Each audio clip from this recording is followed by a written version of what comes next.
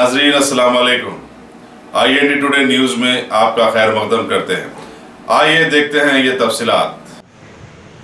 अरे भाई, उनको कोई समझाए कि उनकी हलफ की रगें फट जाएंगी।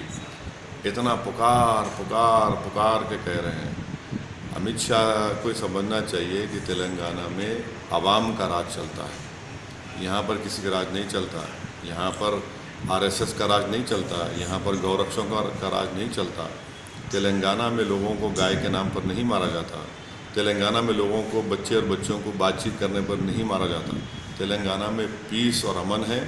और तेलंगाना की आवाम अमित शाह को एक पैगाम दे रही है कि यहाँ पर वो कंपोजिट कल्चर पे यकीन रखने वाले हैं, गंगा जमनी तहज़ीब पर भरोसा करने वाले हैं, और इसीलिए उनको परेशानी है।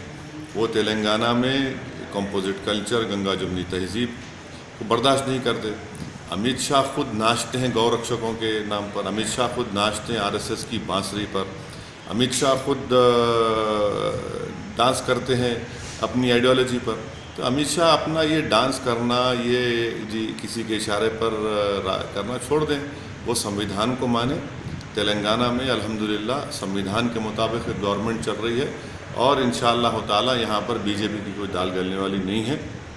यहाँ पर आप देखेंगे कि आसमानों में सिर्फ कामयाबी उन लोगों की होगी जो संविधान को मानते हैं और कंपोजिट कल्चर को मानते हैं। तो ये अमित शाह कोशिश कर रहे हैं, पुकार रहे हैं कि कुछ ना कुछ हो जाए। कुछ होने वाला नहीं है, कुछ रिएक्शन होने वाला नहीं है। वो अपने नाकामी का इंशाअल्लाह ताला अपने नाकामी के ख्वाब को लेकर ही वापस जाएंगे इलेक्शन के बाद। अगर आपने हमारे चैनल को सब्सक्राइब नहीं किया है तो आपको यहाँ सब्सक्राइब बटन दिख रहा है, उसे क्लिक करिए और सब्सक्राइब कीजिए, और साथ ही साथ बेल आइकॉन को भी क्लिक करिएगा, जिससे कि आपको ताज़ा अपडेट मिलते रहें।